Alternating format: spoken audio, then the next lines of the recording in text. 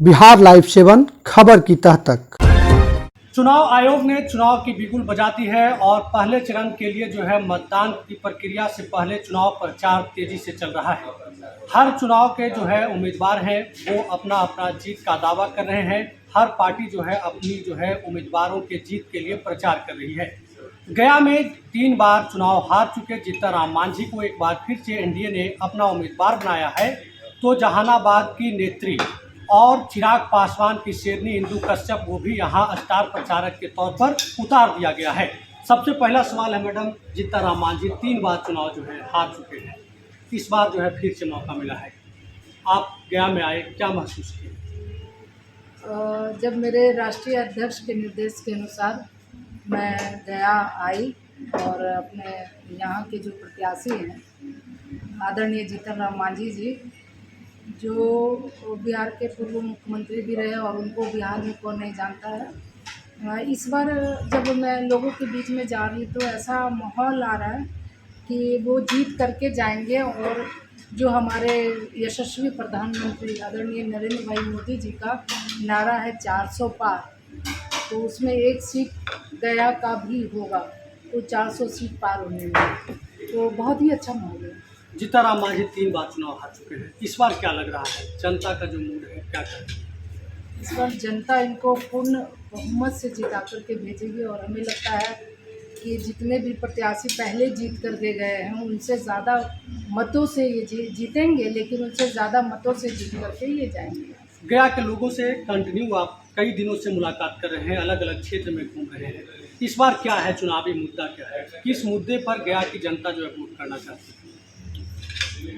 हमारे प्रधानमंत्री आदरणीय नरेंद्र मोदी जी का जो मोदी की गारंटी और जिस तरह उन्होंने देश के विकास में उनका जो भूमिका रहा, लोगों का एक विश्वास जम गया है कि अगर देश को कोई सुरक्षित रख सकता है, देश को अगर कोई विकसित कर सकता है तो वो हमारे प्रधानमंत्री ही हैं, नरेंद्र मोदी जी। और उनके साथ हनुमान के रूप में हमारे राष्ट्रीय अध्यक्ष आदरणीय चिराग पासवान जी भी हैं, जो हमेशा बिहार और बिहारियों की बात करते हैं। तो हमें लगता है इस बार बिहार में भी 40 तक 40 सीट जीत करके जाएगा। देखिए, पिछले बार आपके राष्ट्रीय अध्यक्ष पर आरोप भी लगा था कि नीतीश कुमार की पार्टी जेडीयू को कमजोर करने के लिए हनुमान तो थे ही, हनुमान के रूप में जो है मोदी हमेशा एक्सेप्ट भी कर रहे हैं, उनको कमज़ोर किया जा रहा था। क्या इस बार भी जेडीयू के जो उम्मीदवार हैं वहाँ चिराग पासवान के लोग उनके विरोध में नजर आएंगे? बिल्कुल नहीं आएंगे, हमें तो ऊपर देखना है ना, नरेंद्र मोदी जी को देखना है। और नरेंद्र मोदी जी के हाथों को मजबूत करने के लिए कोई किसी को हराने का बात तो सोच ही नहीं सकता है, क्योंकि हम लोग कहते हैं ना कि मंदिर के लिए बतासा के लिए मंदिर तोड़ देंगे, ऐसा हो नहीं सकता है।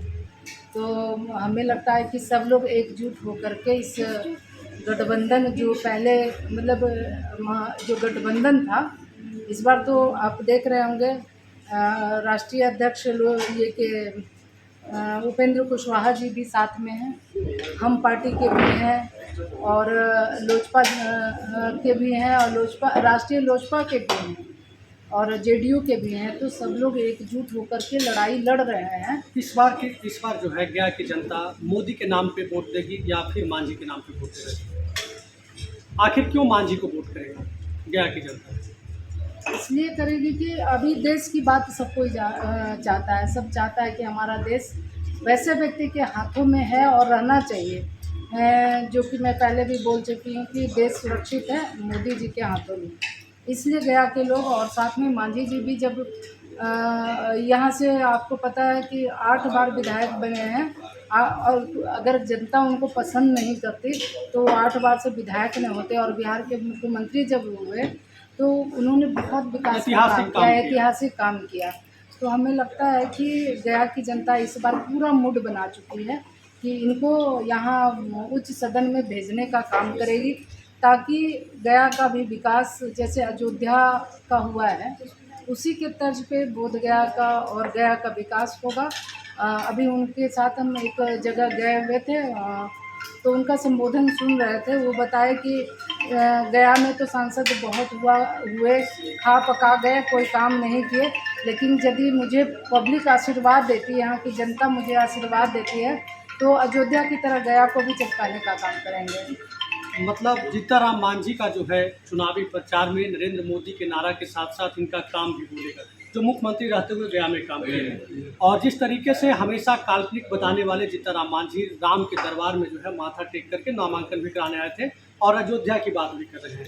मतलब कहीं ना कहीं राम मंदिर का जो है मामला गया में भी दिखेगा, राम मंदिर का प्रचार गया में भी होगा, उसके नाम पे वोट मांगा जाएगा। राम मतलब वो पता है पूरा जिंदगी जीने का कला, तो उनके बिना तो सभी लोग अधूरे हैं। इसलिए राम का आशीर्वाद तो लेना ही पड़ेगा हर लोगों को।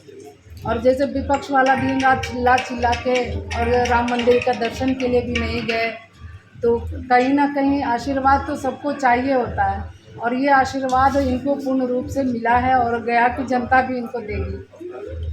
मतलब जीताराम मांझी जो मुख्यमंत्री रहते हुए गया में विकास किए हैं उसे लेकर जनता के बीच जाने वाले हैं और प्रधानमंत्री नरेंद्र मोदी का जो लहर है, राम मंदिर की जो बात पूरे देश में हो रही है, उस पर भी जनता इस बार बीजेपी एनडीए को वोट करेगी, ऐसा डॉक्टर इंदु देवी कश्यप कह रही हैं, जो कि चिराग पासवान की पार्टी के बड़े नेत्री हैं और गया में लगातार कैंपेन कर रही हैं। जीताराम मांझी को जीत मिले इसके लिए लगातार काम कर रही हैं। बहरहाल देखना होगा कि गया की महान जनता जब वोट करने जाती है तो किस मुद्दे पर करती है, किन्हें सदन में भेजने का काम करती है।